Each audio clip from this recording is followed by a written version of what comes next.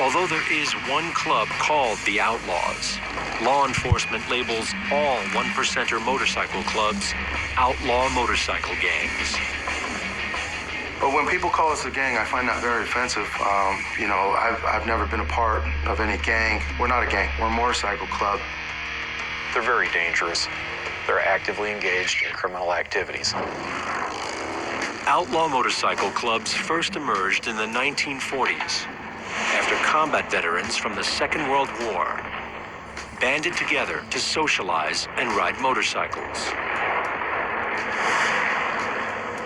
In 1947, a three-day rally for motorcycle enthusiasts in Hollister, California, descended into chaos.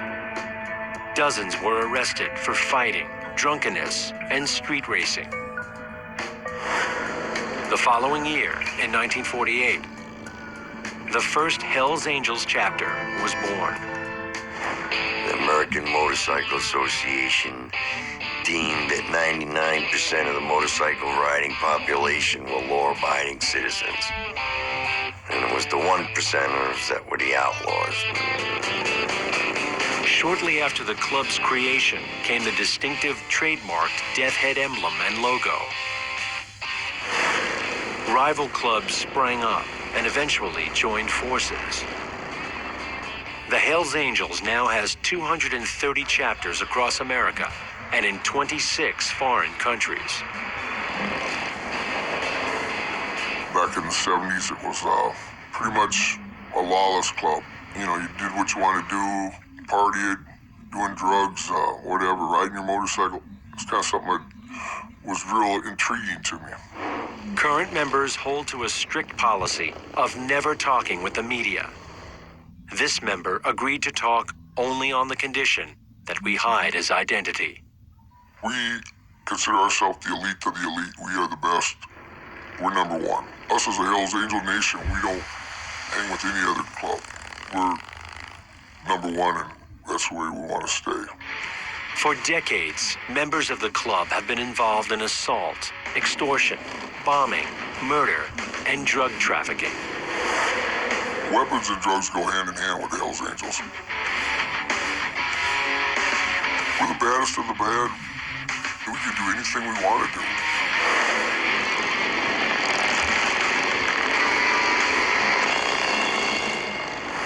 Those who show a willingness to join outlaw biker gangs start off as a prospect and are not allowed to wear the full club logo. You got an initiation period of 12, 16 months, which consists of watching the bikes, you go out to bars and stuff, watch the clubhouse, doing duties around the clubhouse, stocking the bar, cleaning up, stuff like that. To become a Hells Angel, you have to commit. Your life revolves around the club. The more you put into it, the more you'll get out of it. In the old days, you used to go out and there'd be one other member and you'd do a crime or something, and you'd be in a situation and you took care of the situation, you know, it meant beating somebody up or whatever. It helped you move up the stature a lot quicker and get you in the club. A prospect needs the votes of full members to wear the patch.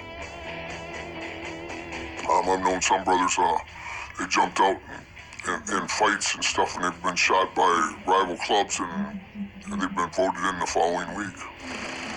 John Beal, the former president of the Maryland Hells Angels, became a full patch member of the club in 2003. I've been riding motorcycle clubs for the last 20 years. I was the talk of the town. I was one of the best guys. We were initiated as Hells Angels. Best day of my life. As soon as I changed that patch, I became this monster. From just the jacket I wore. I put that patch on and I paid the price. You know, I eventually was arrested. I eventually got charged with a bull crime, and I eventually did time. I eventually lost almost everything I owned because of that patch. But I would do it again tomorrow. John Beal was arrested on drug and gun charges after a raid on his chapter's clubhouse.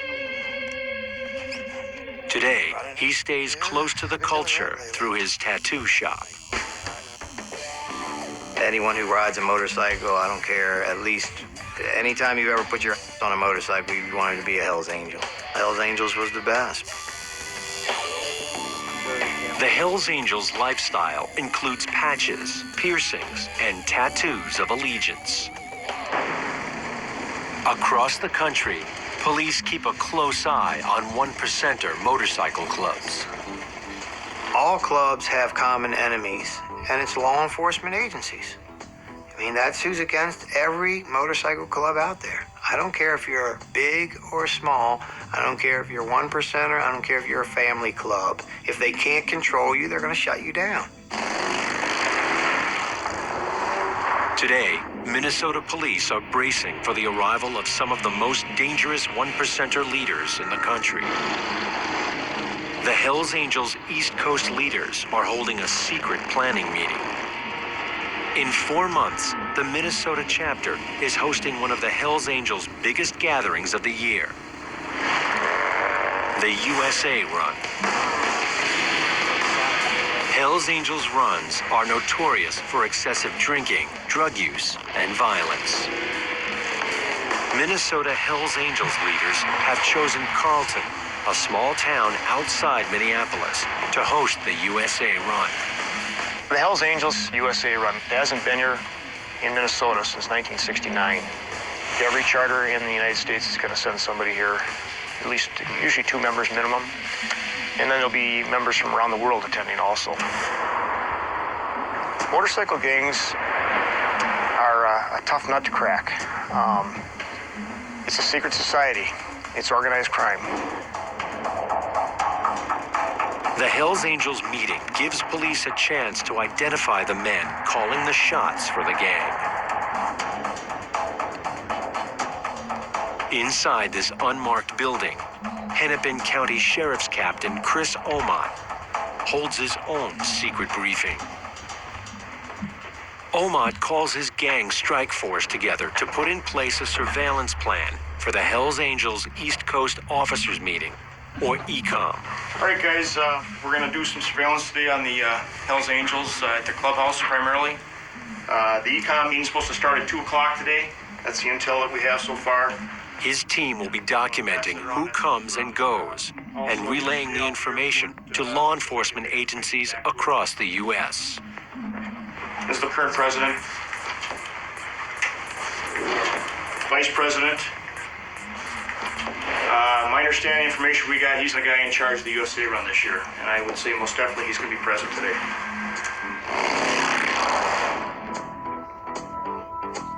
Captain Omott called in Steve Cook, who runs an organization that specializes in dealing with motorcycle clubs in the Midwest. Cook can offer valuable advice to police on dealing with the upcoming Hells Angels rally. He's worked a few of the USA Runs in the past. Steve, you want to just kind of fill in what we're going to be expecting this summer? Conservatively, you're looking at anywhere between 350 and 400 full patch, outlaw motorcycle gang members up in a small concentrated area.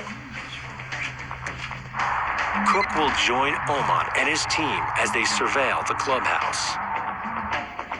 Last but not least, treat them with respect. If anyone's going to be a jerk, let them be the jerk. Let's treat them with respect. Get our intel. Let's get that intel out after the meeting today.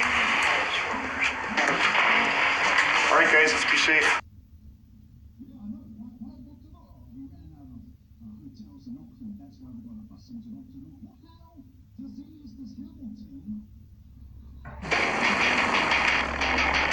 The Minnesota chapter of the Hells Angels are holding a secret planning meeting for their infamous USA Run. Police plan to surveil the clubhouse and identify important Hells Angels leaders in town for the meeting. The Minneapolis police are worried about the Hells Angels rival club, the Outlaws, based in neighboring Wisconsin.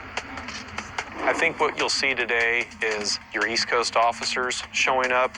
You're going to see a lot of pre-planning for the USA Run. That's going to be the primary topic of discussion, and I think they're definitely going to be talking about the fact that the Outlaws are going to be right next door when this event occurs, and how are they going to handle that? Omot and Cook start by canvassing the area to determine how many bikers are in town. Yeah, go ahead. They get a tip that a group of Hells Angels have been spotted outside a local funeral home. How many HAs came up here, any idea?